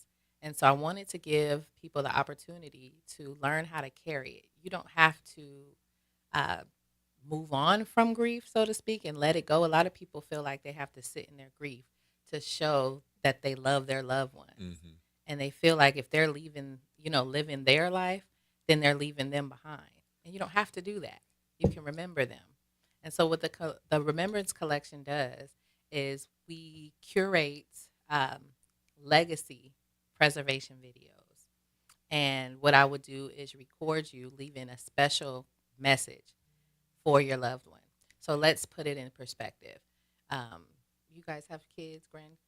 Yes. Okay. Let's say something's going on or years later, you might have a granddaughter that's walking down the aisle and you might not be here for it. Or they might be graduating, or they might be going through a rough patch and they just need to hear words of encouragement. So videos, let's say family reunion, you're going to see somebody's thumb in the shot. Somebody is yelling, "Hey, get that out of here. I look a mess. Stop recording me." That's a memory. And then you're going to be left with the fact that you lost them versus having something that's talking directly to you in the present saying, "Hey, baby, I know that you are having a rough day today. And I just want to leave you with these words of encouragement." And you might even say old sayings and phrases that you used to say or usually say. Another thing that what you could do is leave a special message for their wedding day. Imagine how powerful it is if you and someone else had a rough patch. Maybe you guys weren't on good terms and you left a message saying that you forgive them or that whatever is going to ease that moment. I forgive you or I'm proud of you. You're going to leave that message and you're going to create a collection. So you might leave a message for your wife, your auntie, your children, your grandchildren. And what they'll do is sign into the portal and download that message when they need it. It comes with pictures, it comes with videos, it comes with graphics and transitions, but it's you talking directly to them. That reminds me of John Lewis's death, because he, in advance of his death, knowing it was getting closer and closer, he wrote a guest column, not to be published until he had gone on, and recorded a message for his funeral. So people are there to celebrate his life, to grieve, they're crying, and they hear John Lewis, who is no longer with us, and he has a message for them. That was powerful. That's very powerful. That was really powerful. So it's along those lines, except it's closer, because this is for family, close friends, that kind of thing. Yep. Whoever you want to leave a message for. I love this concept. I lost my husband 6 years ago and my mother last year. And what I did was I have their voice, if they left me a message, a voicemail, and I have those. Because sometimes you forget what they sound like. And so why do other people have probably started to do that. Why is it, what is better about doing it this way as opposed to just like saving the photos that you have on your phone, looking at them and that sort of thing? Because those are just memories, and this one speaks to you in the present. So I actually have an example. I did one for my soror, and she made one for her 4-year-old grandson. And in that message, she's talking about memories they shared together. She's giving him gems. She's giving him her favorite Bible verses. She's telling him the things that she expects from him to move forward, to be successful, to be a stand-up individual. And so I think the video is maybe 3 minutes and 45 seconds, but it's amazing. And she sounds so alive and happy. Yeah. And I always suggest that people record it while you're alive and well. Don't wait till you're in hospice or on your deathbed, because you don't really sound like you. Right. Then I got to do a bunch of editing. So, and you don't really look, because my mom was in hospice. You don't really look like you would look, But see, it's not even a live video. It's just pictures, videos of how you remember them, but you're going to hear them talking directly to you. Oh, that's amazing. So you did, correct me if I'm wrong, but part of your story is you did start with voice messages, in particular from your sister. Yes. And you did what Tammy did, and somewhere you realized, what if? Yeah, I record all my calls. Oh, wow. Wow. Yeah, all my Good calls. to know. All my calls. And I'm not, I'm not covert about it. Right. But it's mainly because I'm always busy. So a lot of times I'm handling business in my car. So when I was in college, I'm in college. I'm working 2 jobs. I'm busy. So I would handle a lot of business in my car, from my car while I was driving. I can't remember everything you're saying to me while I'm driving. My mind is on the road. Where it should be. Right. And I can't pull over and take notes. So a lot of times I just go back and listen and get the pertinent information. So I'm grateful to have my last conversation with my sister and my last conversation with my husband. And even then, it's still different. 'Cause that's the last conversation that I had with you. I would love for them to say, hey, Nick, I know you're having a horrible day today, but what I know of you is that you're a strong woman. You're resilient. I'm still here with you. I'm looking at you. That's different, because now you're in the present. Right. Yeah. As That's opposed to, different. don't forget to pick up the fruit. Yep. Don't come home without washing the car. Yeah. Yeah. Just imagine the things you often say, even if you're nagging. People Yes. want to hear that too. Like, close my refrigerator door. You letting my air out. Like, they want to hear that. Yeah. Yeah. Real life. Real life. Real life. So as you began to develop what is now the Remembers collection, when you started to talk to family or friends. What was that response like? I think a lot of people think it's a good idea. However, some people think it's morbid. A lot of people don't like talking about death. No. That's what I was wondering. Yeah. Very Right. They don't yeah. talk about Yep. Yep. My mother would not talk about her death. Yeah, they don't want to talk And my dad would say, Lee, we have to talk about it. And she said, I'm not talking about it. Lee, it's important. I need to know what you want. The kids are going to be really upset. We need to talk about it. I am not talking about it. And she wouldn't. They won't even talk about their preparations, their end of life preparations, No. who's getting what. They don't even want to set up life insurance.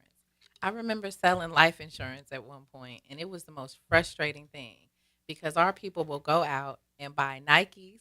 They'll go stand in the 5 a.m., Mm-hmm. 4 a.m., spend the night at the mall Yeah. because they want the new release. Right. They'll pay for cable every month. They'll pay for things they don't even need and then turn around and leave their family with the burden of having car washes and bake sales and selling fish plates to try to bury them. And GoFundMe's now. Right, GoFundMe's. Mm-hmm. When all you really have to do is pay that little $35 a month, no more than like $7. It's not a lot, and have it ready to go. People don't want to talk about it. Mhm. So I'm trying to educate on the stages of grief, what to expect, and let people know that it's okay to carry it in a way that you're bringing your loved ones with you. You're not letting them go. And so everybody thought it was a great idea. Mm-hmm. It's a great idea. I want to do it. Okay, when y'all gonna do it? then you have the response of, well, we could just do it ourselves. You can, but will you? Right. Will you do it? When are you Right, going to do it? right, A lot of right. people are going to procrastinate, Mhm. and before you know it, it's too late. Mm. Whereas I know that when you put that deposit down, you do that intake with me, we're going to do it that day, or we're going to schedule it and knock it out. It's getting done. So this weekend we have National Grief Awareness Day. I believe it's on Sunday. Yes. And so when did you become aware of National Grief Awareness Day?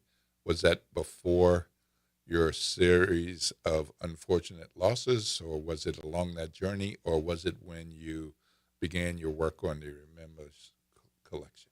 Listen, let me tell you how intentional God is. He is so intentional. So the day that I said, you know what, I'm just going to start my business, it just happened to be my sister's birthday. Wow. Ooh. Yeah, That's awesome. July 23rd. And my mother was struggling that day. Mm-hmm. So, me trying to console her, me trying to make sure I'm afloat. And I said, let me just go ahead and start this. And so I'm talking to Casey. Casey and I are close friends. And she's like, yeah, grief awareness, we can do this for grief awareness. I look it up and find out that grief awareness is August 30th. Wow. And guess what the color is for grief awareness? is the it? ribbon. It's blue. My favorite color. Oh. That was my sister's favorite color. Mm. Yep. That's what we wore to her funeral, blue. Blue. And so I said, oh yeah, this is divine. Yes. This is what I should be doing. And I believe that everything that we experience in our life is an allowance. It's an allowance by God. And so that is what pivoted. I feel like I was allowed to experience all of that grief, to be able to walk my journey with behavioral and mental health. I did a lot of grief counseling. And then now to be able to provide a service to help people through their grief. So your family who's living with you and developing this village around you and your kids, they're hearing about this. They're watching you work, watching you build this. But some of your loved ones are gone. And would they be surprised that you're doing this? Would they never have thought you were doing this, but I'm happy you are? What would your sister think? What would your husband think? I don't think anything I do surprises my family. I am a very creative, forward-thinking innovative person, and I'm always thinking outside of the box. I always have marched to the beat of my own drum.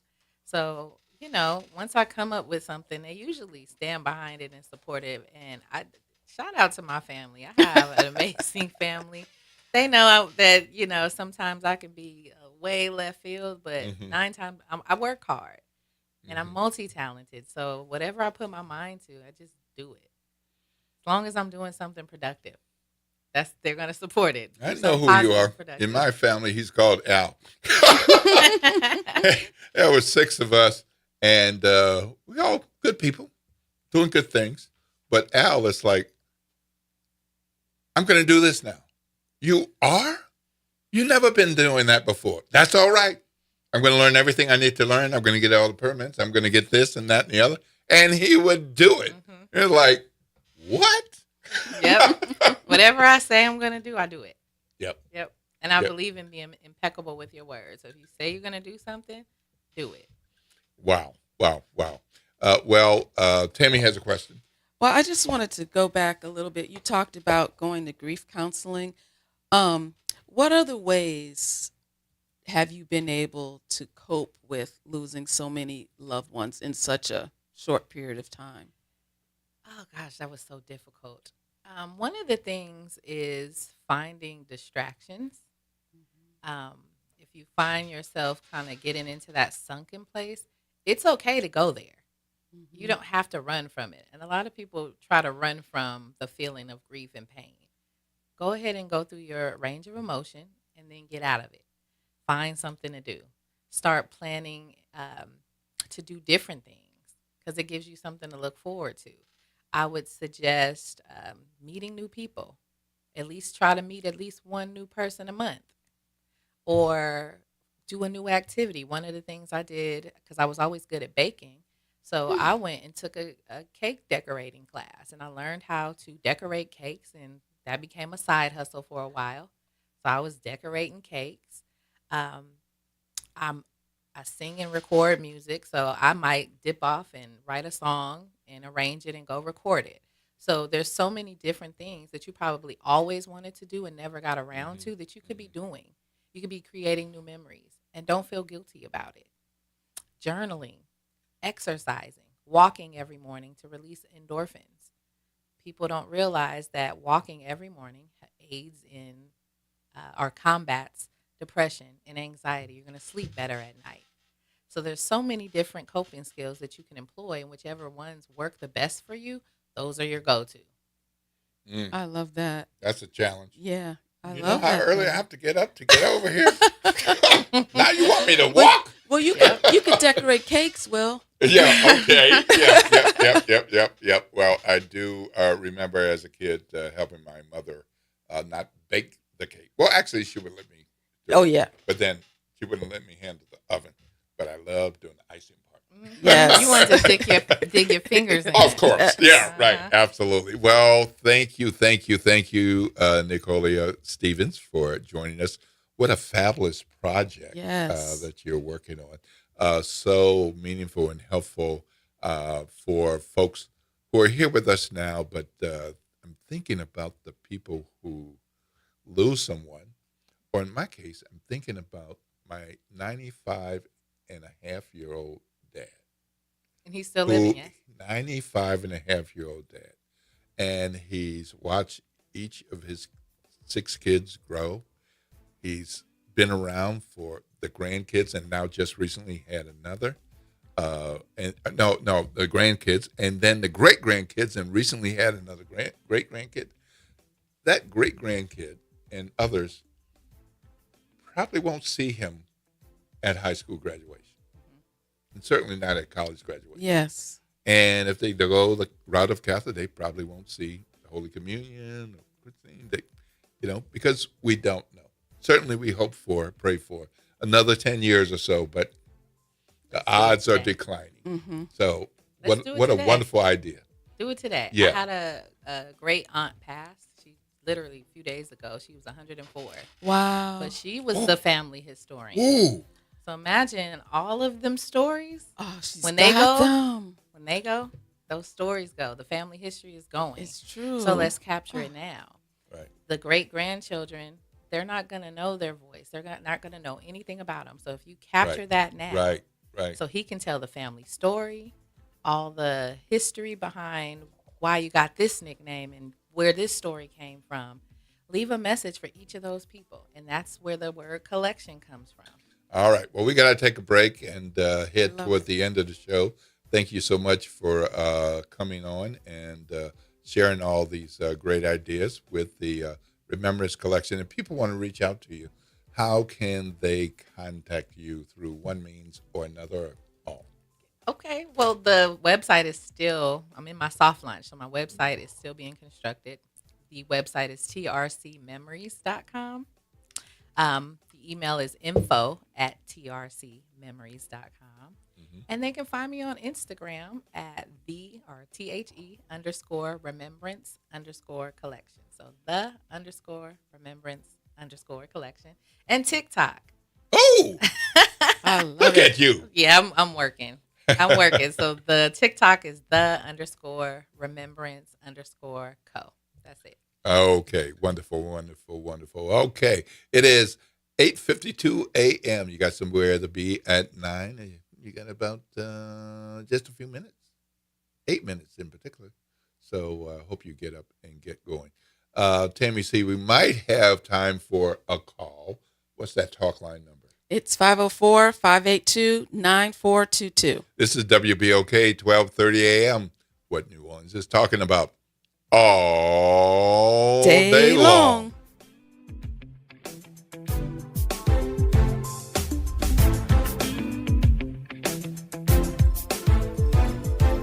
It's off the top with Norman Robinson on WBOK 1230 AM. A 17-year-old boy recently fell to his death at the infamous Plaza Towers high-rise, a blighted structure which has been abandoned since 2002. For whatever reason, the young man was there with friends. No one should be injured or die because a dilapidated building has been empty and neglected for years.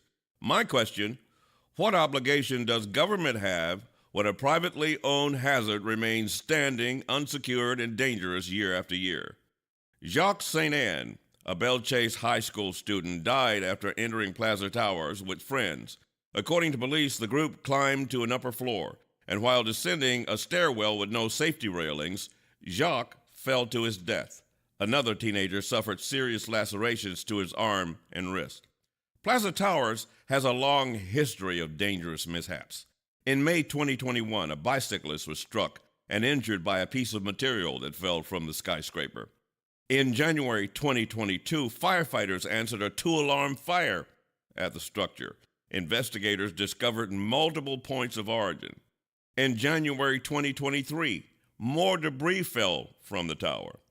In April 2023, firefighters were again called to the building. And the next day, a homeless man fell to his death from the tower. Former Mayor LaToya Cantrell subsequently acknowledged that demolition was being considered. The Inspector General questioned whether the city's response was adequate and pushed for stronger action. Now, to be fair, demolition isn't cheap.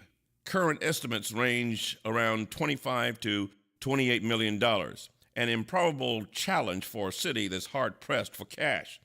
Meanwhile, city officials are hoping the proposal by the building's owner to develop the high-rise structure into apartments will materialize sometime in 2027. But similar proposals have surfaced and vanished since 2007.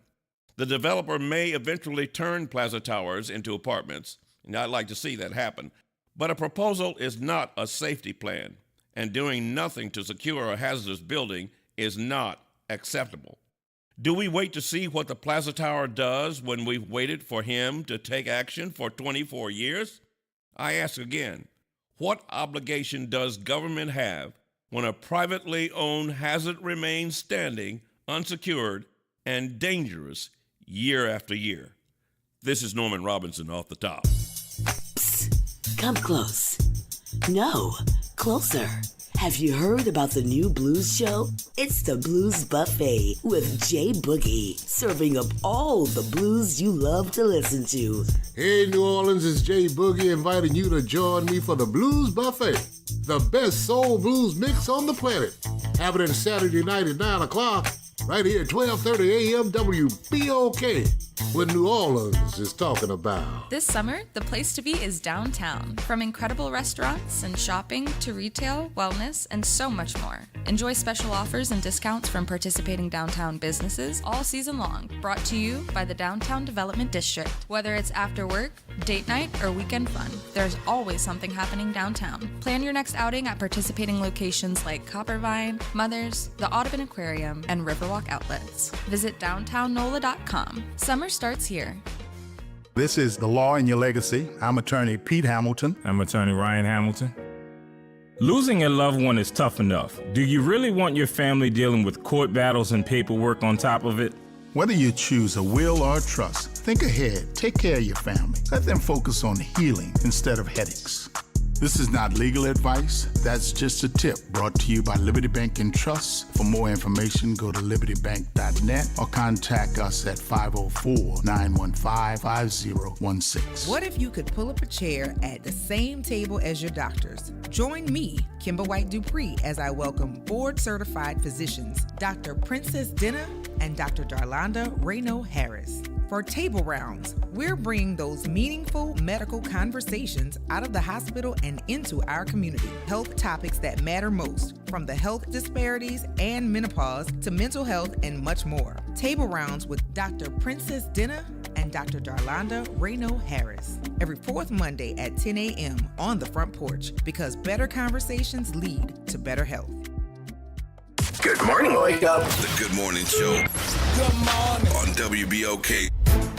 Good morning, good morning, good morning, New Orleans, and welcome back to the Good Morning Show, or what little of it is left. Went fast this morning. I am Will Sutton with Tammy C, and good show, good show. Great show. I'm glad you were here for this show. I love being here. Oh, boy. And the topics we had, quite interesting. Yes. That grief with the Remembers collection. Tyler Bridges talking about community that we've been in and out of for years, changing rapidly. Oh, my. And the film coming up this weekend. Good stuff, good stuff. Don't forget, at 11 a.m., the governor is going to announce a big announcement, something happening, and they won't say SpaceX, but we will. Tune in at 11 a.m. His announcement will be on YouTube, Facebook, and elsewhere. Look, we got to get out of the way for the front porch. Graylin is in the building, and he'll be coming in here to communicate with all y'all. They always have good things on the front porch. This is WBOK 1230 a.m. What New Orleans is talking about all day